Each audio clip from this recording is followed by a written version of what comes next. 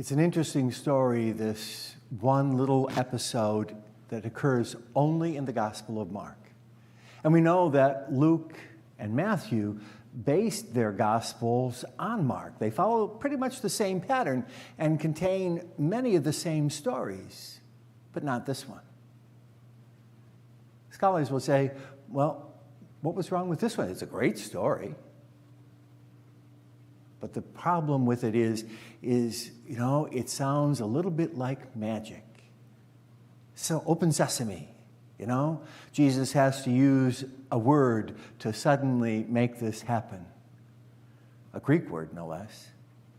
And, he uses his own spit, which is a sign of the Spirit. He uses that, and so I think that's part of the reason why Luke and Matthew didn't really like this story. But it has always captured the imagination of the church. In the baptismal ritual,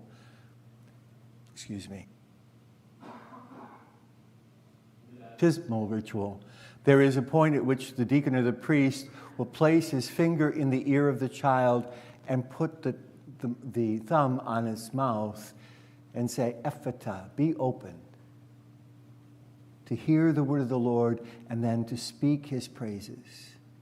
Be opened. Ephata. No, that little story seems to have captured the imagination of the church because it speaks so much about the power of Jesus and even his humanity. It gets repeated again and again and again down through the centuries. Most of us had that happen. Some of us, it was in Latin, so we may not have recognized it, and some of us were only 3 weeks old and wouldn't have recognized it under any circumstance. But in any case, it's been done down through the centuries. That whole idea of the Lord Jesus touching us so that we might hear his word and opening our mouths so that we might speak his praise, his truth, his goodness, his love. That's a good thing to know because we hear in the first reading the beginning of sin in the world. It's the original sin. And what was the original sin? Eating of the fruit? Doing something that God told him not to? No. I mean, that's okay. Yes, that was the reason, but it wasn't the cause. If you eat of this fruit, Margaret, you'll be like a god. Wouldn't it be wonderful to have God's power, even for a little bit, to fix all those things that you keep praying about? Which one of us wouldn't be tempted with that? Here, Anne, just a little bite. Just a little.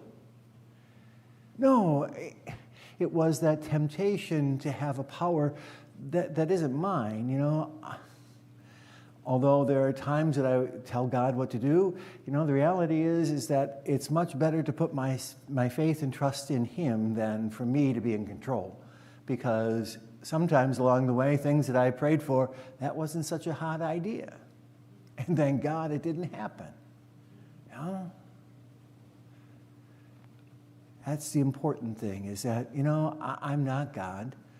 In fact, the last time we had a primary for God, my name didn't even appear on the ballot. I just want you to know that, No, let God be God, and that's part of the story. But human beings always want something that doesn't belong to them. That's that self-centeredness. And the thought that I could even be like God. What a ridiculous thought. What false pride. The story will go on when God arrives and finds Adam and Eve with their new fig leaf outfits on. He'll say, "What did you do?" And Adam will say, "It was the woman you gave me." So who's at fault? You, God, and her. And she'll say, "Well, it was that snake in the grass." They wouldn't even take responsibility. I've often pondered just the little thought, what if they had just said, "God, I'm sorry. I did the wrong thing." What if they had just done that? Would the world be different? I don't know. It's again like many of my things when I try and think of how it might have turned out differently. It didn't happen that way, and it's not going to change it no matter what I think. But it's always worth pondering, because when I do something wrong, it's important for me to say that. Otherwise, how am I any better than Adam?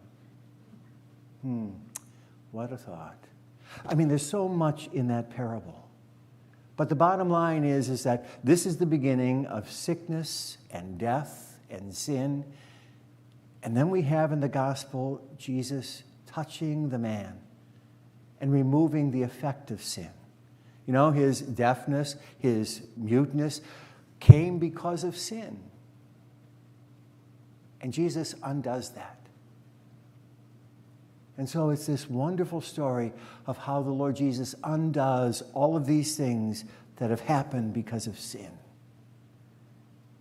And it continues to happen in our own life. So today it's not a bad prayer to pray, Lord, touch my ears again that I might truly hear what you have to say. Touch my mouth so that I can speak your praise in all honesty and goodness. It's a good prayer for every day.